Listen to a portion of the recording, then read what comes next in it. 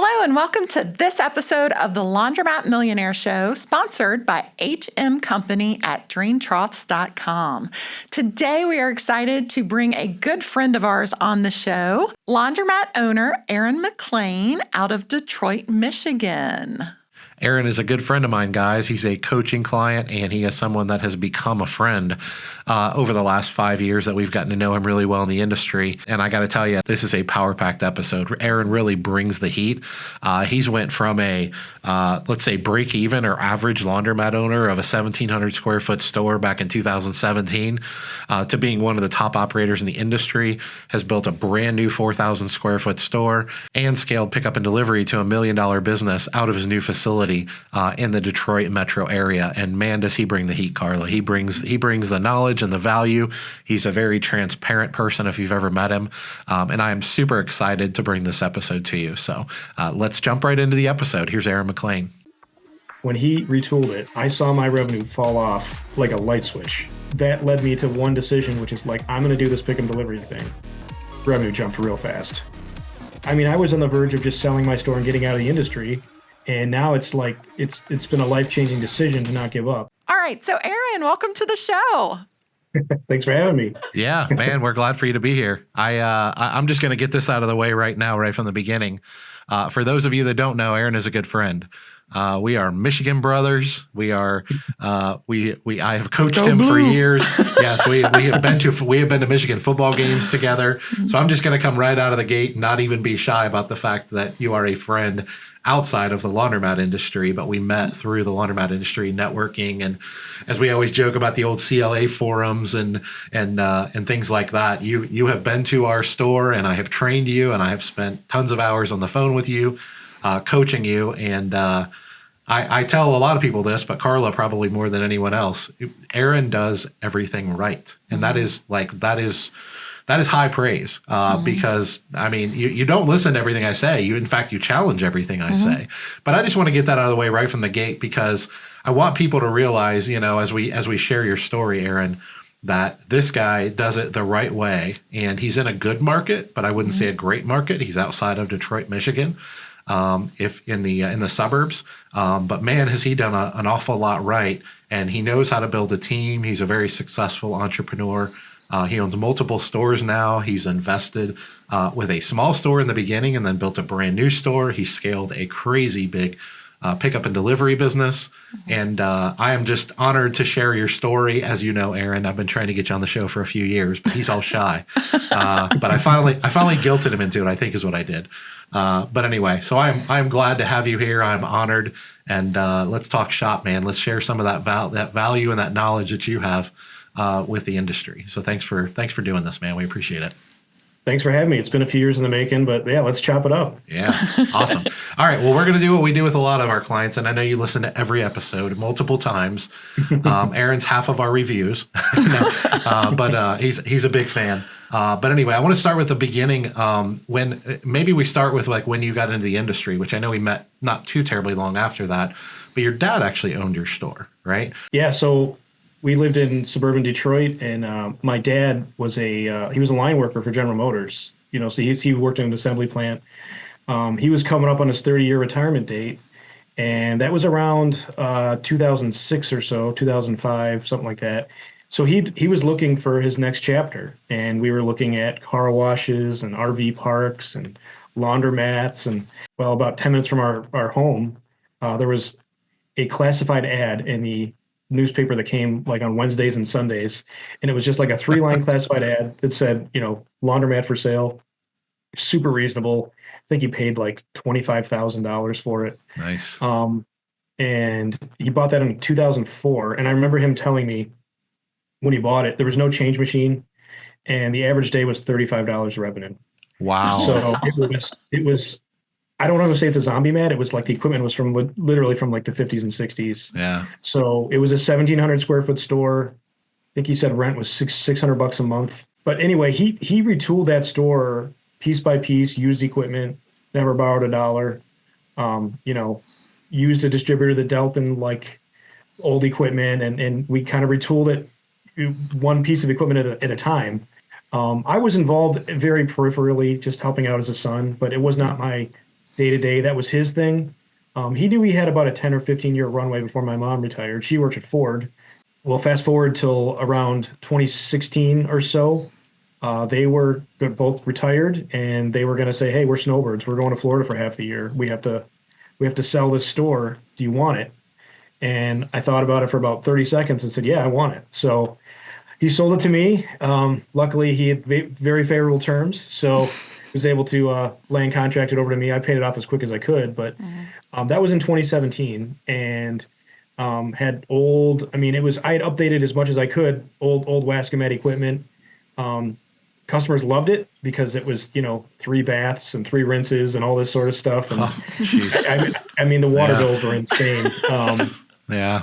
So, but at that time I got the revenue up, pretty significantly. But we focused on charm and clean store and friendly attendants, but we had old stuff, and it wasn't the best. Not that it wasn't a good area; it's a safe area, but we didn't really invest in facilities at that point yet. It was just keep it clean. They'll come, and we did decent business. It wasn't like life-changing money or anything like that. It was just profitable. Yeah. So I really looked into how do we grow this revenue? What do we do? And like most laundromat owners, I guess, or like a lot of them did back then, you go to the CLA forums and found this guy named Dave Menz who was killing it in pickup and delivery and on the cover of Planet Laundry and all these magazines. And so I was like, oh man, I gotta connect with this guy. So in 2020 or so, we connected and came to your 5 years. It has been 5 years. Wow. Yeah, I think it was January or February of 2020. Yeah, that sounds about right. Wow. Yeah. This show is sponsored by CX Perks. Running a business isn't just about providing a service, it's about creating an experience. You can have the best equipment, the cleanest space, the most efficient team, but if your customers are stuck waiting with nothing to do, that's a missed opportunity. CX Perks turns downtime into engagement with digital magazines, mobile games, and personalized content delivered straight to your customers' phones. No apps, no logins, just scan, tap, and enjoy. And Dave, it's not just about keeping customers entertained. CX Perks helps you make the most of that waiting time. You can even prompt them to leave 5-star Google reviews,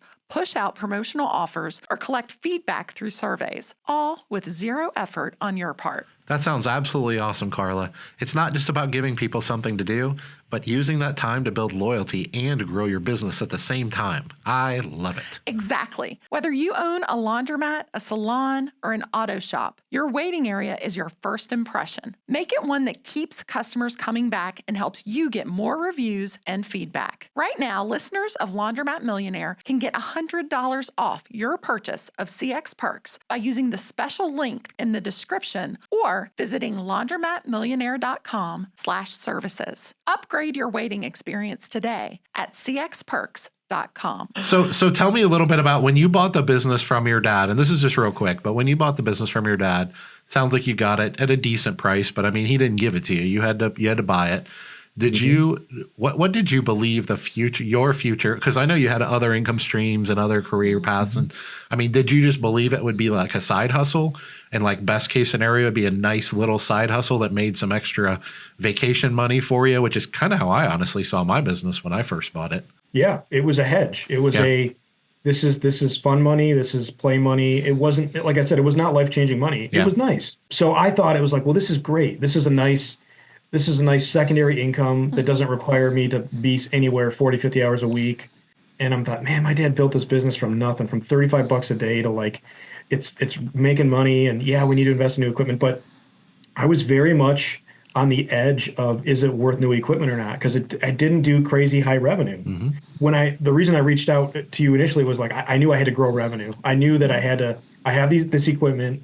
I need to make more money somehow, because the demographics did not support a big drop-off business, and it didn't support a giant self-service business. Stable, solid, but not huge, right? Yeah. I mean, you've described your market as kind of suburban fringe rural, right? Which is actually, for those of you that don't know, in our markets, 3 of our 4 stores, that describes them perfectly. One of them is right on the edge of the city, but it's not the densely populated part of the city. So those of you that are running rural stores or even suburban stores, you understand. I mean, I'm not putting words in your mouth, but I mean, I'm guessing at this point in your journey, you were doing a couple grand a week. Is gross. Is that fairly accurate without giving an exact number? Yeah. Yes. Yep. So, I mean, for those of you at home that are doing a $1,500 to $3,000 a week store, that's kind of what Aaron had. Now, the next question I have in your journey, what was your, and this may fast forward a little bit, I don't know, what was your kind of your eureka moment of realizing that this, you either had to this sell isn't or all, you needed to increase revenue. Well, you realize that, but what I was getting at is what was the moment when you realized there's a whole different side to the industry and a whole different way of operating and behaving and profit margins. I mean, pickup and delivery, we're going to get into that because Aaron is very quietly one of the top operators in the industry in pickup and delivery, for those of you that don't know, in a fantastic market in Detroit. And he has scaled and grown at an insane level, and we're so proud of him. And we want to get into that. But even like, was that the moment like when we met? And I'm not trying to take credit for this, but like, it was you're seeing reading him on magazines. that magazine cover. Was that it? Was it the model on the magazine? No, it was a store about 5 miles from my store that was for sale, and it was in an unbelievable A+ location, and I didn't have the capital to buy it, and my dad didn't have any desire to help me with it because he was already retired and he'd already land contracted me his first store. Yeah. And the person that bought it is still in the industry and did an absolutely amazing job retooling it. And when he retooled it, I saw my revenue fall off like a light switch. Yeah. And it was like, oh. Can you briefly describe the retool he did? Was this a complete like gut job $700,000 project or just ballpark? I mean, like that kind of a floor to ceiling, lights, tile, paint, bathroom, every piece of equipment's taken out and every new piece of equipment's put in, the whole retrofit all at one time? Yes. Yeah, but he didn't close. So, Nice. Parts of the store at a time. Yeah. So did it right. And I mean, so I was in a pickle because I went from, I don't know that I was losing money, but I certainly was break even at best, or just such a de minimis amount of profit that it was like, it was not even justifying. The juice wasn't worth the squeeze at that point. So I thought, wow, this is even going to be tough to sell. And this is before, TikTok and everything made laundromats super desirable and sexy. 10X. Everybody's selling it 10X. Selling for 10X. Well, I want to pause for just a second because I want to kind of speak to our audience here. And that I think there's a lot of store owners out there that are where you were. They have stores that are okay. They're doing the clean, the good service, the attendance. They have old equipment, but they're doing okay. They're not zombie mats. They're nice laundromats. But all it takes is a competitor coming in that takes it to the next level, and suddenly your laundromat that's doing okay is not. And that's what we preach all the time about being that uncompetable, as Dave likes to call it, laundromat.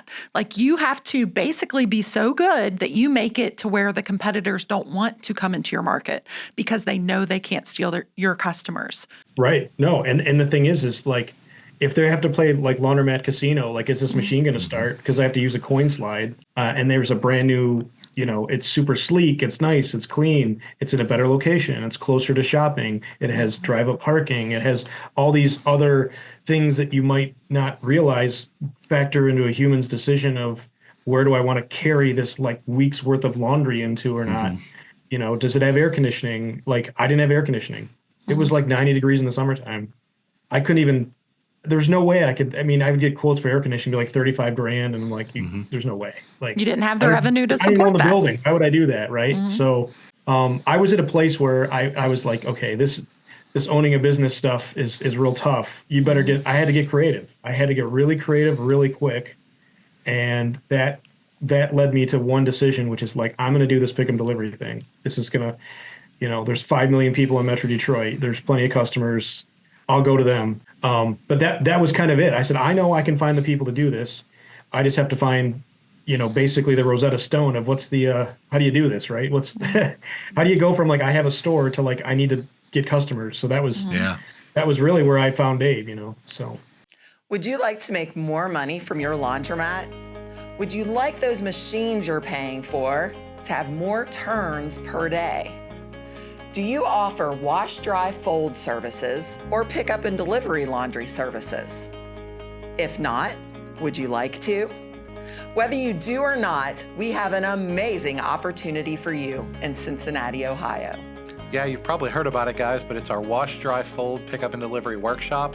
And to answer your first question, yes, it is for drop-off laundry, wash, dry, fold, and pickup and delivery. So if you're doing any of those things, this workshop is going to help you tremendously. But the truth is, we were pretty so-so laundromat owners and so-so successful until we launched drop-off laundry and pickup and delivery, and being able to what I call optimize your laundromat to generate more profit and more revenue out of the existing facility. That's the key to taking your life from good to great, financially speaking, with laundromats. And that's what made us Laundromat Millionaires. You don't have to just listen to us. Listen to what some of our past attendees have to say about our Wash, Dry, Fold pickup and delivery workshop in Cincinnati, Ohio. It was the best workshop I've attended in over 25 years. And what you guys have put together is nothing short of phenomenal. I think that you guys have put together both strategic and tactical systems that will make an individual who wants to own the laundromat profitable within months, not years. Was a workshop worth the investment? Without a doubt, it was definitely worth the investment. So not only did we have two very packed days with Dave and Carla and their team, both in the classroom and touring the facilities, but we also came away with this extensive 100-page handbook. And then after the workshop was completed, I received a bunch of electronic performers and templates that we've been able to use since the workshop. Every day since the workshop, I found myself referring back to either those electronic tools or the handbook that I received. So, was it worth the investment? Absolutely, absolutely, absolutely. I cannot say that enough. This was such a blessing, and I am so very grateful that Dave and Carla put this together and are sharing their knowledge and experience with others to have this to grow their business and to become more successful. Thank you, guys. So are you interested? Go to laundromatmillionaire.com to learn more and see where you can register. So I want to point out to people that you gloss over it real quickly. So at this point in Aaron's journey, he's in a 1,700 square foot store in the suburbs of Detroit, Michigan, and he's basically breaking even, right? This new store is kind of taking his lunch a little bit. The profits he did have is kind of gone. And he decides to reinvest in his operations and scale pickup and delivery. This is about the time we met him. So I'm sure I had all kinds of opinions about your equipment and your changers, and I'm sure I had all kinds of thoughts on those things too that we can get into in a minute. But other than just the revenue and knowing you had a thriving blue collar labor pool, did you when you launched pickup and delivery? I mean, I know you came to my store and we trained you and things like that, but did you believe you could grow it and scale it to the point that it's at now in a 1,700 square foot store? Because that's a question in our workshops we get all the time is, Dave, your facility's beautiful. You got this 9,000 square foot, $2 million laundromat, blah, blah, blah, blah, blah. But I only have a 1,500 square foot store. And I always share with people, if you watched a few episodes ago, we had Daniel Logan on, who has like a 700 square foot store in Virginia outside of DC. And he's doing similar numbers to us in pickup and delivery. Now he's not open to the public anymore. So I always use that as an extreme example. But I remember a lot of our coaching when you first launched and got started in this was a lot of your questions were questions I hadn't had to answer for myself, because I launched in a 5,400 square foot store and then moved to a 9,000 square foot store. So I had to figure out operational expertise and redundancies and scalability and things like that. I never had a room issue. In fact, I launched delivery because I had too much room and I needed to figure out a way to make money with that room.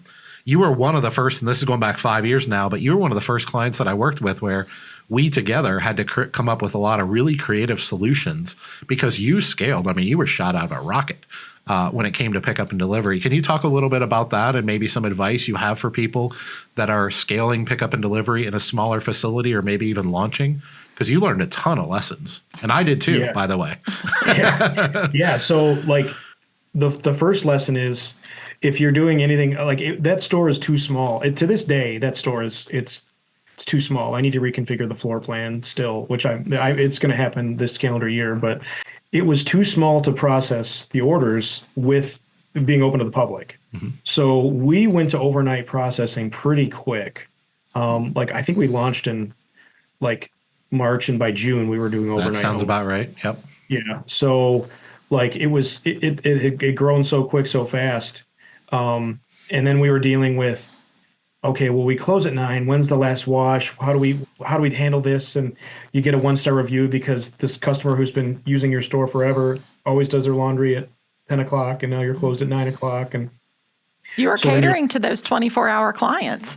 it was our niche. Yeah. Yeah. So, but our niche was of that little small market, and then we're going after this big market. So I had to learn the lesson of like, I had to sacrifice something, right? We were limited by the amount of equipment we had and the number of folding tables we had. Space. Like, we couldn't even unload the drivers would get back whenever they get back in the afternoon, and we couldn't even unload the vans until we were closed because you couldn't even move. And we had so much laundry. It's like, where do you even put it? Like, we had to have it was so inefficient. We had our whole production team, 6 people, and a manager, or 5 and a manager, depending on the night or whatever. We had the whole team show up to unload, weigh, divvy up orders, sort. I mean, it was like 2 hours a night of 6 people on payroll. That they should be processing. That should already be done, but we didn't have the room. We had nowhere to unload it. We had nowhere to weigh it until we cleared the store out. So what do we do? Well, that's what we did. We closed early. We started closing at 10. Then we moved to 9. Then we moved to 8. Now we're still at 8 to this day. So we had to close the store early, clear everybody out, let them finish drying and folding and that sort of stuff. You know, that whole, and it's a tough tap dance of like, excuse me, you know, they know, because we would start carrying the bags in, so people kind of knew, you know, like the friendly. It's like the restaurant that turns the music off. Exactly. Or they turn the lights on. Right. You know, like it's like, okay, it's closing time. Yeah. So that was a big thing. And then we had those old Gen 5 Wascomats, and a cycle was like 32, 33 minutes or something along those lines. So we were waiting on the washers to finish.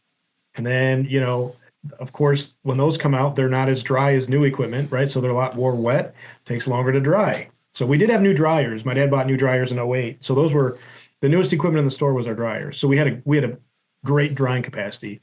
That was not our choke point. Our choke point was waiting on washers and then loading the dryers, and then they could only, you know, there's only so much places to move, so they had to finish folding. So then what do you do with the finished laundry, right? So put it back in the truck. Well, if you had room, or what we were doing a lot of times was stacking it up in the front of the store where we had a little kids play area. So it was, you know, it was a lot of moving this cart, moving that. I mean, it was a tap dance, to be sure. So it was a lot of logistics, but yeah, a lot of times we turned our vans into basically like storage containers. That was it. That was the solution was, and I remember talking to Dave, I said, Dave, they won't give me a permit to build a shed. And you're like, buy an old U-Haul and just load it. And I'm like, yeah, that's perfect. Because it's even if it don't run. I remember that conversation. Yeah, it doesn't need to run. Yeah. Nope. So they can't tell you can't put your car out in the parking lot. Yeah. Well, I literally bought the house next door. Yeah. I remember that. Yeah. I bought the house next door, and I'm like, well, I said, yeah, and told the city it's like it's a storage container. Oh yeah, I'll move it. You know, they don't screw with homeowners like they do with business owners as much. So, that was a workaround. It's insane. We were kicking out. There was our record night. I remember this. It was 2,160 pounds in one night, and that's starting at 8. There's not the first load. A lot of times didn't make it until 9:30, 9:45, and we were out of there. Drivers showed up at 7. And they were gone. So that's how good and quick we got. You know, we were running into issues in the wintertime where it's so cold, the stuff's in the van, the labels were coming off the bags, and next thing you know, we don't know whose is this. So we ran into a lot of stuff that you don't normally even think about, because you know, in Michigan in the winter it's 10 degrees outside, that the adhesive on the label came right off. So there's a lot of logistical issues we had to worry about, you know.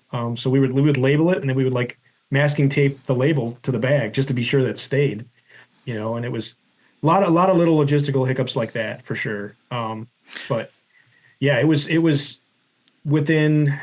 We put new washers in December of 20. So launched in March. By December, the revenue was bananas, and we had the money to retool. So this new revenue stream and new profit margins for you allowed you to add more new equipment to your store, new washers specifically. How and did get your processing time down. Yes, for sure. Get your processing time down. How did that affect your self-serve business? I just want to keep going on this journey. How did that affect self-serve? Did they like that? Yeah, month over month, our first month revenue went up 35%. Like first month. So we were the first Speed Queen touch store in Michigan, December of 20, and ended up doing the dryers in April. And I didn't need to do them. I wanted the touch controls, and I wanted the we had the app, the Speed Queen app. So I had all these customers that wanted to use the app, but they're like, I still have to get quarters for the dryers, and it's like that was a very expensive endeavor, but it was worth it. It was the right call. And, my distributor did right by me and he gave me a super fair price, and took the dryers on trade right away. And the revenue went up so much, I had to buy a new coin changer. Like I had to get a giant 4-hopper. A big, so revenue went up fast. So basically revenue was up 100% within a year with the new equipment. Self-serve. Wow. Just self-serve. Are you still quarters, or have you switched to dollar coins for that? That store is quarters and app. Okay. And we're north of 4. I looked before, and we were 41% app last month at that store. So at this point in your journey, what equipment do you have? Can you just lay out like how many 80s, how many 60s, how many 40s, and how many dryers and things like that, so people have a little bit of context of a 1,700 square foot store? Yeah, so it's a shotgun style store. So when you walk in, you've got the washers on the right, the dryers on the left, and then the folding tables are in the middle, and the visitor seating's in the middle. So when I did the retool, I honestly don't remember what I had before, but I just know that it was mostly Gen 5 Waskomat stuff, which are like absolute tanks, but they, everything has its useful life. It comes to an end. So I'm sure there's tons of Waskomat stores that are still open from Gen 5, but that water. Oh, but the other thing is my water bill went down by half too. So 50% reduction in your water bill. Yeah. So I can tell you that store, when I did the washer retool, we did 6 60-pounders, 8 40-pounders, 3 20-pounders, and we had a 6-pack in the middle, a little bulkhead of tops, because my dad had put brand new tops in 16. We did 6 of them, and at that time they were 4 years old. I'm like, they're paid for. Yeah. Well, they're still in the store. They're coming out this year. I mean, the issue I have is I don't have a ton of small load capacity. That's the reason I kept them. But a lot of the apps don't work on that. So a lot of my app customers, they don't even use them anyway. So for the 3 customers that come to me because they're top loaders, they're going to have to use their apartment, I guess. I don't know. So, but yeah, so I had 6 60s, 8 40s, and 3 20s that were the hard mount Speed Queen touch. 100G, didn't do the 200G. That was, too rich for my blood at the time. But yeah, and it was pretty much the learning curve on it. The touch screens, it was like I said, it was the first store in Michigan, but it's super intuitive. It went over really well. Revenue jumped real fast. Yeah. So we always say new machines pay for themselves. Would you agree? Yeah, I would, especially because interest rates back then were super low. Yeah, that helps. Yeah. So, that's one of those lessons too of commercial financing, how it's tied to prime, and it's not like a mortgage where it's fixed for 30 years. Right. So interest rates go up. I mean, you can get fixed rates. You pay for it up front. Yeah. So, and then the coin changer, and I bought a new vending machine too. So I dropped about, I think it was 25, 30 grand and all this stuff. But it was to me, it was like, whatever, that's trade money. I don't care, like that. It was just making the facility better, and then all this new equipment. And then I did a new floor, and people really noticed the floor. I mean, you think they'd notice all the new equipment they do, but what's the first thing they see? Yep. See the welcome mat, they see the floor. Super important, What kind of floor did you go with? Regrettably, I went with like luxury vinyl tile. It did not hold up as well as I'd liked. It only took a few floods, which Laundromats flood, newsflash. I would not go with that product again. In fact, I'm going to scrape that and go with commercial epoxy. That's what we've switched to. We love it. Yeah.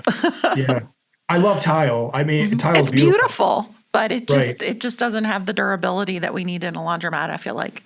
I've come to that conclusion as well. The downside is now when you're building a store, you're building it. It doesn't matter. You're not closing. Like for me, if I have to close for 2 weeks, that's going to be super painful. Yep. Whereas tile, you might only be down like a day or part of the store today, part of the store tomorrow. Tile, you can work with an existing store better. That's definitely a factor for sure. But I just love the way that like you can have a kind of ugly floor with epoxy and they put the flakes in, and it makes it like look perfect, So when you added your new washers and dryers, and this is regarding self-serve, when you added your new washers and dryers, did you raise the prices relative to the old prices? substantially. Yeah. Do you remember aggressive. roughly how much percentage wise? Or I mean, I know it's been years ago. It was, to this day, I raise prices frequently. I'm always the highest price by a couple dollars. So this is March. No, this would have been December 20. So this is, a while ago. My 60s at the time were, I think I went to $8. Okay. What are they? Ago. What are they today? They're not 9. 9. That's good for a 60-pound machine. It's because you have Dave in your ear. He's always, come on. I'm sure that was the first thing I told him before they even got installed. I'm like, program them to go up 20%. Dave, for sure. I remember the term high price leader. It came out of those old CLA forums, like Larry Adamski would talk about that in Muskegon Laundromat, how he was a dollar coin guy. Yep. And anytime someone said, you can only raise your prices a $1 increment, he goes, yeah, that's, what's wrong with that? So make a clean store, make a great store. And, he would call it like the crowding out, right? When you start to get the wrong customers, or the people that tear up your stuff, the ones that you're going to lose because you raise your price a quarter, like, is that really your ideal avatar anyway? Like, who are you going for here? Yep. So, well, and you can get even less turns per day with the same amount of revenue. So then you get less wear on your machine, but the same amount of revenue. Your margins go up. Yes, your margins have increased. I didn't want a bunch of turns with a bunch of people that were super price sensitive because those machines were gonna turn 3-4 times every night anyway. Yes. Right? Because I had that giant pickup and delivery business. So if I'm just doing 3 turns a day, which is the industry standard, right? Or the industry average, according to the white papers. I'm still doing 7 turns a day because all of my equipment is turning 4 times at night with my pickup and delivery. Whether you already have a laundromat or are looking to get into the laundry industry, everyone needs proper drainage. We use HM Company drain troughs. Their drain troughs were first created in 1991, and they have been the leading drain trough manufacturer ever since. They're made in the USA, and their drain troughs are fully customizable to meet your needs. That's why we've used them ever since entering the industry. They're easy to clean for our staff and plenty sturdy when we need to walk on them when servicing our washers. With the ability to span up to 25 feet, our troughs rarely need to be connected together, creating an easy installation. Want to slope your trough like we do? No problem. Just let the experts at HM Company know. For more information, go to their website at draintroughs.com. That is draintroughs.com. HM Company Drain Troughs. They've been leading the industry since 1991. Check them out today. So at what point, now you have the 1,700 square foot laundromat, you're doing a decent amount of self-serve. It's increasing because you've got this new machine, but you are killing it in your pickup and delivery. At what point were you like, this store is too small and I need to do something about it? 2 months in. I was looking for new facilities like probably a month after I started doing pickup and delivery. Oh, wow. Yeah. Oh, yeah. It was like that conversation was happening alongside of I got to take the laundry out, wash it, dry it, fold it, and put it back in my trucks. Yes. I need a bigger facility, not just the neighbor's house next door.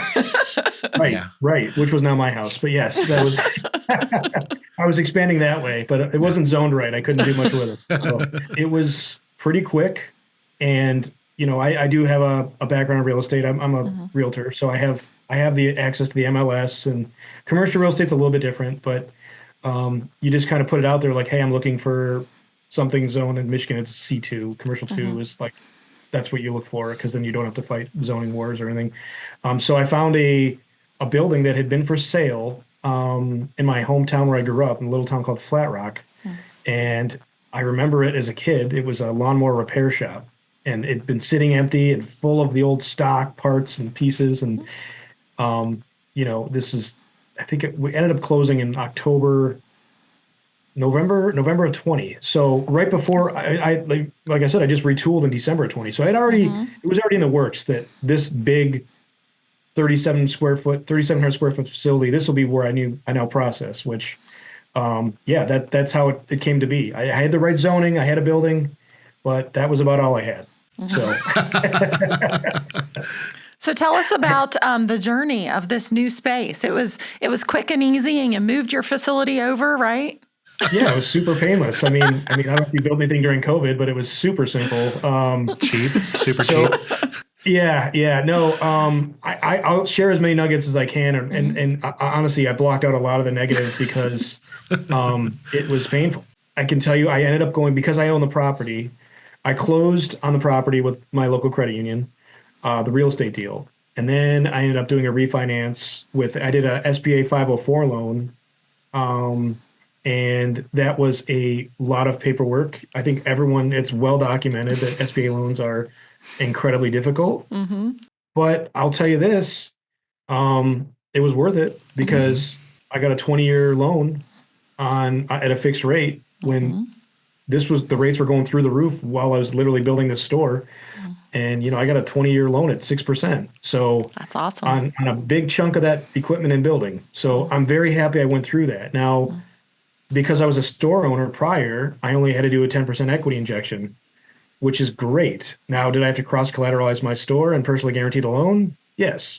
I mean, full disclosure, these are all public. Everyone knows. I mean, you can look this stuff up. Yeah. That's what you guarantee. Every SBA loan is personally guaranteed. Yep. So is there risk involved? Yes. But do I bet on myself? Yes. So most entrepreneurs they bet on themselves all the time. So that's not new. But 10% is the guidelines. However, this little thing called inflation hit in the middle of my project, and we had trouble getting, everything, like people to work, like cities to inspect, like getting rooftop HVAC units, like getting equipment from Wisconsin, like getting everything, plumbers to fulfill their contract that they signed, like getting, everything. And when I mean everything, I mean everything. The city engineer basically made me almost demolish the building. I kept a wall in the roof. That was about it. This project went from we're going to reskin the building. We're going to just paint it. The budget changed so many times. We ended up basically doing a full construction. It would have been cheaper to buy a piece of dirt and build a store than what we ended up doing. I have a beautiful facility now. It is beautiful. It's gorgeous. It's in my hometown. My name is on the building. My laundromats are called McLean Laundry because it's a play on my name. So there's a big giant McLean Laundry logo right on Telegraph Road in Flat Rock, Michigan, which is really cool because that's the town I grew up in. So that's a huge point of pride. And I realized that I probably put way more money into this building than you would if it was just a business decision. But it was more than a business decision. Yeah. It's like that's my hometown, and now I have a gorgeous building that I will probably own as long as I'm alive. I have no reason to sell it. You have a legacy. Yeah. I have a legacy. My name's on it. Pretty cool. And it's now, does it make money? Yes, and all this stuff. Did I have to spend everything I made my entire life to make this project happen? Yes, I did. So, thankfully, in fact, you sold your boat. I remember that. If you guys don't know anything about Michiganders, you don't sell your boat. You don't sell your boat. That's not what you do. It's how committed he is. I knew there was no choice. There was no fail. There was no turn back. It was too far into the project, right? We had to see it through, and I knew it was gonna be successful because I don't give up. So if you don't give up, even despite yourself, you have to soldier on, and that's exactly what happened. The first year it was a little bit slow, and I was even more expensive at this store, right? And I thought, well, they can see how nice it is, right? Well, it's one of these areas that's really gotten, I guess, let's say richer, more income, right? More McMansions go in, so more opportunity for pick and delivery, more opportunity for drop off. I don't look at that as a bad thing. You've got those customers that come in once, twice, 3 times a year to wash their king size comforters. You'll see them every 3-4 months forever now, So, but yeah, it's now we're in year 2 of that store, and we're up, depending on the month. A low month is we're up 20%. A good month, we're up 32-33% from year 1. So word of mouth, doing right by people, and just people seeing us and being aware, because it wasn't a store that we retooled. It was a ground up, former lawnmower shop type of thing. So how did building your new store 3.5-4 miles away affect your old store? We are doing more numbers at our old store today than we ever did. I think that's one of the big misnomers in the industry is even when you're your own competitor, the pie actually will grow, right? There's a competitor, new store that built roughly 5 years ago. You retooled your old store, which is basically a new store for the most part, and then you built a new store all within a 4 or 5 mile radius of each other. And yet, I'm guessing the other competitor is probably doing really well too. But both of your stores are setting records month over month. That's the benefit, guys, of I'm going to get on my soapbox for a second here. That's the benefit of a modernized laundromat. We actually grow the pie. And people always say, where did that business come from? Most of it comes from residential washers and dryers that aren't able to serve customers' needs. And it comes from people getting behind on laundry, right, Carla? Mm-hmm. The proverbial, 2.3 kids and mom and dad in the suburbs that would have done out in like 2 hours instead of spending your whole weekend. And they will happily drop $100 to buy back their whole weekend. Mm-hmm. So were they doing laundry at home in their washer and dryer? Yes. And if you build a beautiful modernized laundromat or retool one, they will come and give you your business. And then, of course, you're also stealing a decent amount of business from what I call the laundry rooms, the apartment laundries that are basically just functional at best and a lot of times really dirty. So that's how we're growing this pie, is we can serve people in a better way. And that doesn't even factor into pickup and delivery. Well, I know your first store, you said it really wasn't in a market that would be good for wash, dry, fold, not to mention you really didn't have the room. So like drop-off laundry. This new location being among the McMansions, I would think it's a good drop-off market. Do you do a lot of drop-off there? Yeah, we do. It's growing. That's kind of a slow build, but it's up significantly.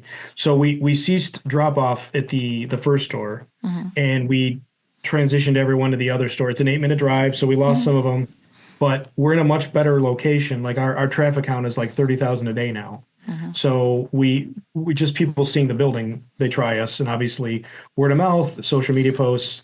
That sort of thing. So it's definitely growing significantly, but nowhere near as much as pick and delivery. Pick and delivery seems to be now we get a lot of like the demographic for drop off. It's I would say it skews more older, like single male, or like younger couple, or like that really. But and a lot of like comforters that we do a lot of comforters. I don't want to wash it. You just do it. It's fine. You can do it.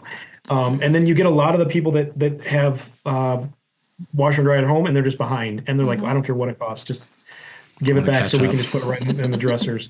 So, but yeah, that has grown immensely, and my GM has done a fantastic job with like really educating a lot of our self-service customers that he can tell like, okay, they're driving a Beamer, maybe they're a drop-off customer, and you hate to do that, but you know what I mean? Like you can tell this is a customer I've never seen before. Just, hey, here's the whole menu of services we offer. And you walk people through your what new are your store. machines? I mean, you have the stores on the store, on the street, the parking's in the back, tons of parking. Yes. I guess I'm going to do it.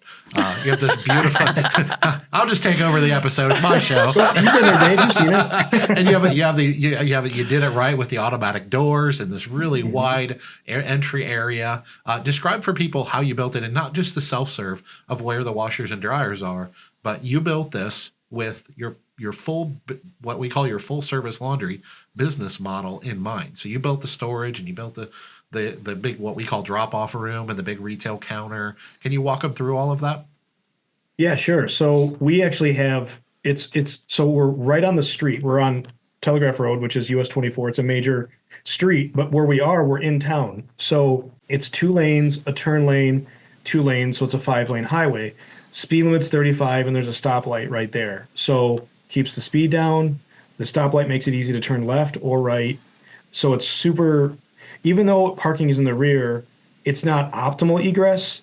We have ample parking. We've got like 60 parking stalls, and like way more than we need, which is fine. Because on Sundays, sometimes you're like, I cannot believe there's this many humans in the store, but that's how it goes, right? Yep. But when you walk in, we have a vestibule, because Michigan, it's like, it can be 10 degrees or it can be 90 degrees. You just don't know. So we have obviously central air, central heat, but it's the climate controlled. We try to trap that cold. The cold it affects you a lot in the winter, right? So there's a vestibule, and in that vestibule to the left, that's like where the employees come and go, and where the drivers would bring in their loads of laundry. And we made the doors really wide, and they're in the vestibule. It's the kind of doors that slide, right? It's wide enough for a tipper cart. They can tip it, and they can dump all their orders. So we can have 4 vans basically coming back at the same time with 80, 120, it doesn't even matter. Thousands of pounds of laundry. We can still make it work. We engineered the store around the drivers being able to move their stuff in and out real quick. So that's when you first walk in. And then when you go past the second vestibule door, there's a giant retail counter with a gate that we can lower the gate so we can run the store unattended if we need to. Bathrooms on the right. It's ADA bathrooms, beautiful tile.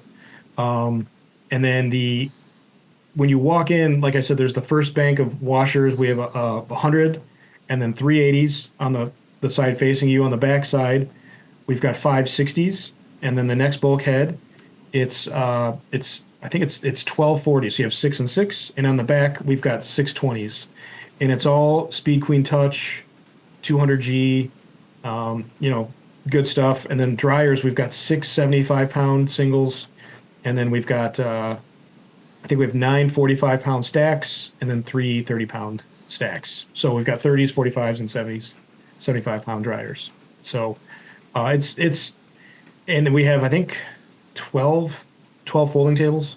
So there's lots of folding. The choke point for that is just, there's really no choke point for self-service at all. Like our pickup delivery service, we can only have 6 processors at once, just because of we could have 11, but they would only have one washer themselves type of thing. Yeah. So, but yeah, it's from a throughput standpoint. Like we thought about throughput, we thought about customers being able to move around, and it's literally the opposite of the other store. Where the other store, it's like you feel like you're on top of each other. This store, it's totally the opposite. You can really stretch out, and if you could have 2 carts stacked up, you could still walk by. So. What do you have as far as seating, kids area? What's your aisle size? Do you know any of that? Yeah, I roughly, yeah. Our aisles are about 11 feet wide. Oh, wow. Nice. Yeah. And then, they're super wide. We don't, now the one bad news is we don't have a dedicated kids area there. We ran out of space. And the reason is, I didn't cover this, is we have a giant, I don't know what you call it. I guess it's where the pickup and delivery drops the laundry off, like basically behind the retail counter. We learned from our first store that, we just always were running out of room. We couldn't even unload the vans because we had nowhere to put the laundry. We call it a staging area. That's what we call it. That's it. Yeah. It's such an important consideration. If you're doing pickup and delivery at scale, that you need that. You need that area to just drop laundry, weigh laundry, sort laundry, throw laundry, move laundry. You need that space. So ours is, I think it's like 18 by 20. It might be bigger than that. And maybe it's 24 by 18, but I'd say it's bigger than that. Yeah. I'm just trying to go off. It's it's about 40% of the width of the store. Yeah. And it's big. It's as big as we could make it. And one of the sacrifices to that was, we don't have a child's area. So your pickup and delivery operations, are they all ran out of the new store, or do you use both stores? Nope. So the original store, when we opened up the Flat Rock store, the new store, we moved all pickup delivery operations to the new store. And that store reverted. I don't know if you remember, but originally that was a 24/7 store. So that reverted back to a 24/7 store. So we were able to regain those customers we made mad when we first went to nighttime production. So we can still service those customers with that store for the 24/7. So it's not a ton of revenue, but it's not insignificant either. So now that you have 2 successful locations, what's next? I would like you to, are you looking for more locations?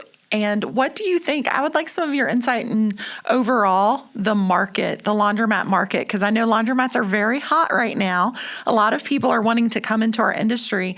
What do you see among the laundromats in your market and just across the country even? Yeah, so I'm always looking. I'm one of those laundry nerds that will go in a laundromat in any town I go in. And, so will he. Yeah, I mean, I've learned you have to bring some laundry with you or else they know you're looking to buy their store. So, I bring a load of laundry in. I'm going to interrupt you real quick, Aaron. Yeah. If you have a podcast and you walk into people's stores, they recognize you. They do. People always say you're famous, and we always laugh and say, no, we're not famous. We're just laundromat famous. But the first time on vacation, I walk into a laundromat, they're like, you're Dave Meds. I'm like, oh, yeah. What did I just do? Luckily, they were big fans, but I could have gotten shanked, Yeah, right. Well, and that's the thing is, I try to go to people and say, look, like, I really like your store. Like, you guys are doing a great job.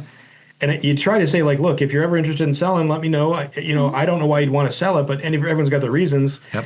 But hey, here's my name, here's my number. Give me a call or not. And maybe if I can get your name and number, if I want to sell, I'll call you. Yep. Like Very smart. Very smart. I get approached all the time, like most store owners do, Yep. and hey, I saw this on YouTube, or I saw Cody Sanchez, or I saw TikTok, Yep. or whatever, and I'm like, yeah, like this is a great industry. I got in this industry in 2017, and the price to get in, the barriers of entry, where my dad bought the store for $30,000 in 2004. Mm-hmm. Now I paid way more than that from him, but it was a store with basically the guts of the future goods store, which is certainly worth a lot of money, but Yep. I had to inject the value through creating revenue and other streams, right? So it was a value add on my part, but that being the case, it's not impossible to get in. But when you see these forums of people saying like, hey, I want to buy a free laundromat, or I want to, is there anyone selling in whatever, Tacoma? Is there anyone selling in Cincinnati? Is there like that? No one is going to respond to you. You have to get boots on the ground. You have to go. And if somebody came to me and said, I want to open a laundromat one day, I would talk to them. Mm-hmm. But if they say, I want to buy your laundromat, I'd be like, now's not the time. I'm decades away from that or whatever. I think you have to be realistic, and that there are a lot of people that are of the age where they want to retire. And it's not the easiest thing in the world to sell a laundromat, because it's either millions of dollars because it's new and it's very profitable, and that's very cost prohibitive if you're starting out, or it's going to need a lot of work, aka a retool, kind of how I got in. And I know, Dave, I've read your book and I've known you for years. I know that first book, or that first store you got, was similar, right? Mm-hmm. You cobbled it together and you made it work, and then you grew and it snowballed into more from there. Those are the two ways in. But to think you're going to get a deal right now, I don't think so. Mm-hmm. Not in my market. Stuff that's selling, the multiples are bananas. And if you don't know what that means, there's this made up term called EBITDA, which is like, that's how they sell businesses. It is what it is. Laundromats on paper, depreciation is a beautiful thing, right? Yep. So you can look at and see what a store is making. The one thing I'm seeing is you're seeing stores that have been for sale 8 years ago, 5 years ago, 3 years ago. It's the same few stores, okay? And I think most markets have that. And then you're also seeing brand new stores because of oversaturation. And they're building stores where they don't need to be built to people that don't know any better, but they might have more money and they rely on a third party or whatever to build them a store, and they just don't know. And you're starting to see these stores that cost a lot of money being for sale for a lot less than it cost them to build them. And that's what I'm seeing. But I know a little bit about the industry, so I know to avoid that stuff. I don't know if, we'll see, right? Like, very well put.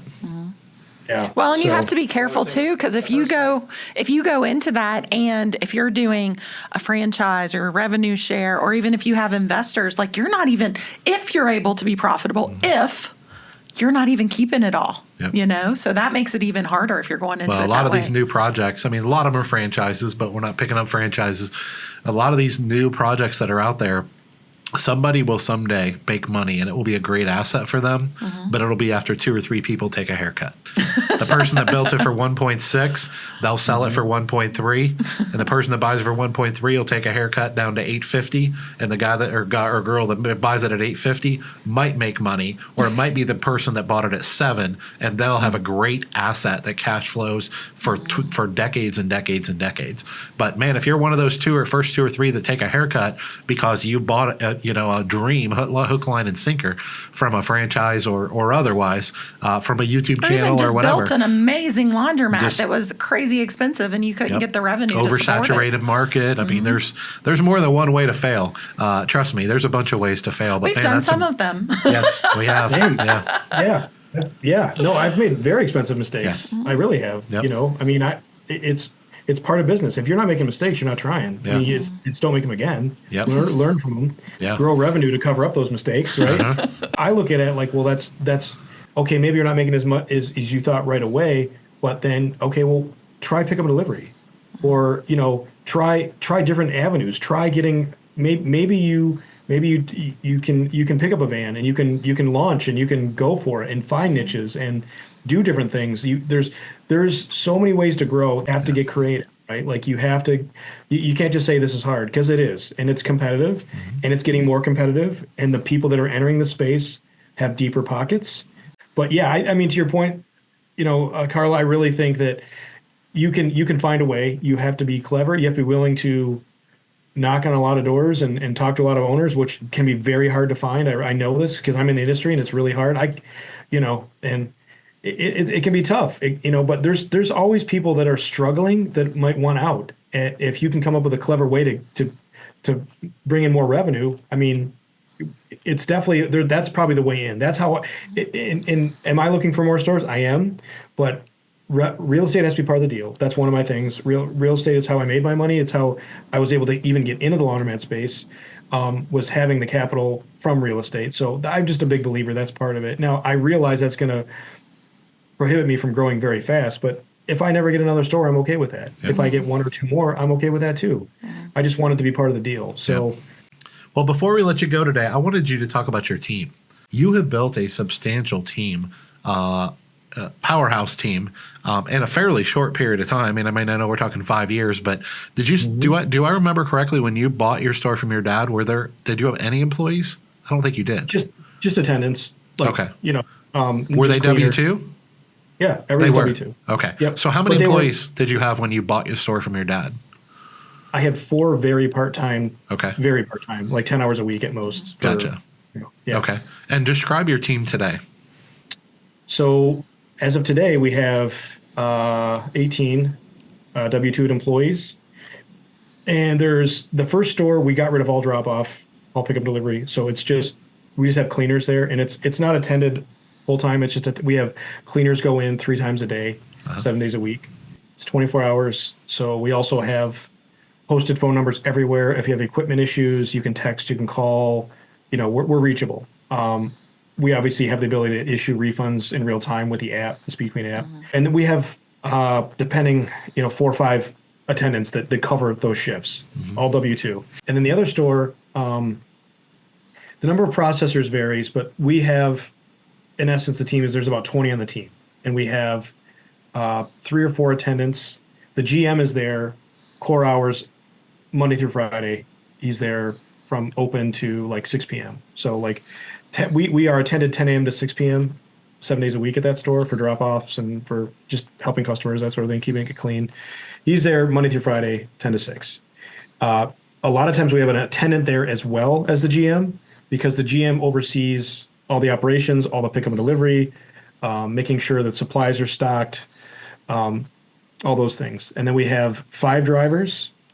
We have 4 vans, and we have a fleet manager that builds all of our routes every day, and staffing issues, handles call-offs, handles maintenance, handles anything we need for the vans.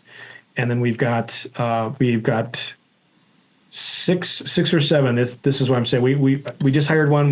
One's leaving. So it's usually between 6 and 8 processors, and we have a processing manager who oversees scheduling, oversees issues, customer, like if we have customer service, kind of acts as like the go-between between the manager and the other processors, because the processors work at night, the manager works at the daytime. So when the drivers get in, they're on their own. They get in and they're gone by 7 a.m. So everything's loaded up, all the laundry's done from the night before. So they load up, they build their routes, they deal with their pickups and deliveries, they come back. The GM is there, there's an attendant there. And we have 3 or 4 attendants that, like I said, they cover the new store as well. So all the attendants are trained on inputting all the orders into the computer, so we know how to bill, how much weight we have. The GM is there to really oversee, to make sure that the laundry is sorted right. We give the right amount of poundage and orders to all the different processors. So we've got between 18 and 20 employees at W-2 at any time. I know you give bonuses. How do you bonus people? So for our drivers, they get tips. That's their bonus. They get their hourly rate plus tips, and that's very lucrative. So it's really hard to tip your processors. It's tough that way. So we actually give production bonuses, and we give accuracy bonuses. So if there's no mistakes, we have bonuses. But we pay per pound. So we have an expectation that they're going to fold a certain amount of laundry every hour, and anything they pay over that, we give them a monetary bonus on top of that. So I just did payroll for last week, and everyone was, the lowest processor was 35, the highest processor was 42 pounds an hour. So, but they're super competitive about the bonus. And we publicly display, like every week, like how many, it's gridded up on a whiteboard. You folded this many pounds this day. Everybody sees it's just enough public, not scrutiny, but it's like a nudge of like, hey, you're being held accountable. And we also put a little red dot if there's a customer complaint on one of your orders. So, and it's just enough to know that like, you should really do that order right, and obviously we're going to hold you accountable. But the reason we do that is because if you get 2 dots in a week, you don't get a bonus. So, So if you care to share, Aaron, how much pickup and delivery are you doing right now in poundage? poundage, we are doing on an average week, we are probably doing, say, around 6,200 to 6,500 pounds. Okay. Nice. Yeah. And if you had to, and I don't put you on the spot here, as you continue to scale, because keep in mind this store's only been open for a year and a half now, but as you continue to scale, how much laundry do you think you can do out of your new facility before you need to go back to your old facility and go back to third shift processing there? Which I hope Or that find a happens new someday. space. Or find a new space. Yeah, we would go back to the old store before we needed to do that. We would have to be consistently at, I think, well, the most we've done is 2,500 pounds, and we were done by 7 a.m. So we haven't had to stress test that far, but I think we could do, we would have to be well over 3,000 pounds before we'd have to do that. Per night. Yeah. Per night. Do you offer it? Do you offer pickup and delivery all 7 nights a week or what? No, Monday through Friday. Okay. So Monday through Friday, and we cover basically every zip code. So we do pickups and deliveries every day. So it's a vast area. We cover, pretty much all of Metro Detroit. So And it's next day turnaround?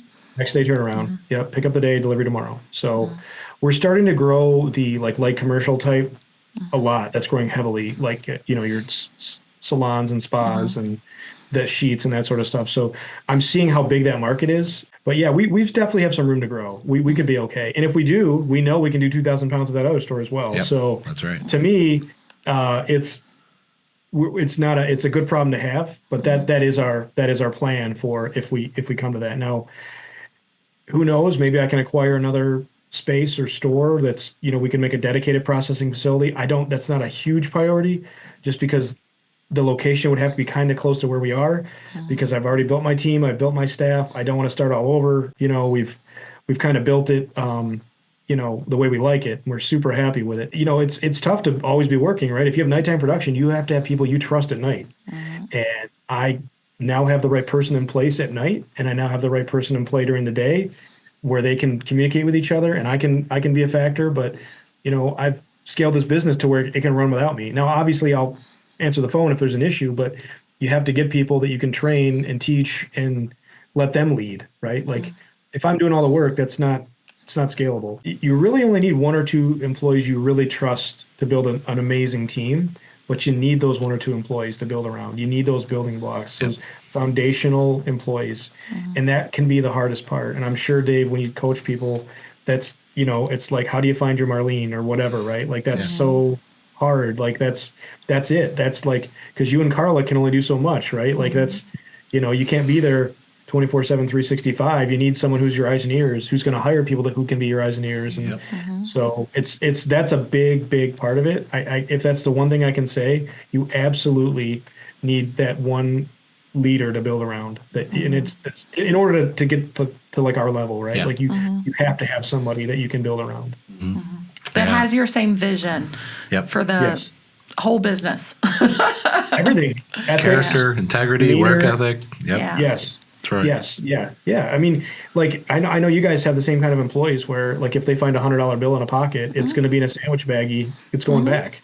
You need those employees. Well, man, I cannot thank you enough for donating your time for the betterment of the industry. I know you've gotten, you're always very kind and complimentary about how beneficial our podcast has been, and even our friendship and our coaching relationship and all those types of things. But I just want to thank you for giving back to the industry, because a lot of people don't realize that's what this is. When our guests come on, sometimes people come on here because they have products to promote, but for the most part, our guests are just donating their time and their expertise, and they're not really getting anything out of it other than if you go to a conference, you might recognize Aaron now and you can sit and have lunch with him and pick his brain and share best practices. Before we let you go today, I mean, I want to give you a chance to let people know how they can reach out to you. So if you can do that, that'd be great. But what are a couple, you've been a newbie, and I know you had your dad to kind of bounce ideas off of a little bit, but you've been a newbie and you're now one of the top operators in the industry. I feel very confident saying that. What are some tips, some lessons that you would give to people? I mean, I know you've already given so much value in this episode, but is there anything that we haven't covered that you feel like people need to know and understand? I would say the biggest thing, if I could give a newbie advice, it's just like have grit and do not give up. You got into this industry for a reason, and you have enough gumption to find a store and have a store. And if you're having an issue with maybe the revenue's not where it needs to be, or, this competitor is just, they're crushing me because they have a new store and they're just, it's a price game and they're doing this. Come up with a clever way around that. And if you can't come up with one, network, go to these conferences, go to, find a coach. Don't be too proud to ask for help, because, I wasn't, and it changed. I mean, I was on the verge of just selling my store and getting out of the industry. And now it's like, it's been a life-changing decision to not give up. I mean, it was incredibly tough. Life will throw you hurdles. You're going to have to overcome them, and don't be afraid to come up with clever solutions. And don't be afraid to network. And it's certainly a good thing to go get out there, to keep educating yourself, keep consuming content like this. All I can say is, like, you don't need a lot of friends, but you definitely need some good friends for sure. You can call. I don't have a big circle. I have a tight circle. But the people that are in my circle, I share with, and they share with me, and that's incredibly valuable. So I would just say, don't be afraid to put yourself out there. And, and I don't mean to make a comment on a Facebook group. I mean, like, meet people, get their phone numbers, text them, call them. People that risk it all for themselves, that are willing to share what they've learned along the way, like, they're deserving of, like, some gratitude from you. So whatever that might be, pay it forward. And that's one of the reasons Dave's been asking me to come on this podcast for years, and I'm pretty private, and I'm, but he asked me, I don't know what it was, about a month ago, and I finally said yes. So here I am. So if you got some value out of it, cool. If not, well, I tried. But I'll be around. I'll definitely be at Clean, and I'll definitely try to go to the Wash Dry Fold conference. I didn't go to last year's, but I'm definitely going to Clean. So I'll see you there, Dave. Yeah, we'll definitely be there for sure. Awesome. Yeah. How can people reach out to you? I mean, you're in my Facebook group, so when you see Aaron McLean in the Facebook group, that's who you're talking to, and he's fairly active in there. But how else can people reach you if you want them to? Yeah, so, like, I'm not going to give my cell phone, obviously, but if you don't do that. I did that. Don't do that. I'm not. No, you can. If you can't find me on Facebook, you can shoot me an email at mcleanlaundrymi@gmail.com. So. You can message me there and we can connect that way. But I don't have a product to sell or anything like that unless you're a residential customer in the Metro Detroit area. We'll have you do your pickup, delivery, laundry. Just go to mcleanlaundry.com and everything's linked there. You can sign up. This has been awesome, man. I've wanted to have you on for a while, and I was pretty confident this would be a great episode for our audience, and it has definitely turned out to be that. So thanks for bringing the heat, man. Thanks for bringing the knowledge. Awesome. We appreciate it. Dave. Yeah. Carl and Dave, I appreciate the invite. It was great talking to you. Yeah, always you too, good talking to you. All right. For everybody back home, thanks for joining us today for another episode of the Laundromat Millionaire Show, sponsored by HM Company, DrainTroughs.com. By the way, I want to throw this out there before I let you go today. If you think you'd be a good guest for our episode, shoot us a message. Go to laundromatmillionaire.com. There's a guest form there you can fill out. Don't wait for us to reach out to you. We'd love to hear you share you guys' stories. We're just looking for knowledge, regular old people, as Aaron said, and just like we are, just sharing knowledge, building relationships, one show at a time. So reach out to us. Go to the podcast page on our website, and there's a link where you can apply. There's a link there. You can just fill out the guest form, and as long as you got a few years in the industry and you think you had some knowledge and experience, there's not a whole lot to it. And if you're not sure, fill it out, and we'll chat. We'll have a quick conversation and see if it's a good fit. But you probably are. If you own a laundromat, there's a good chance you're a pretty good fit.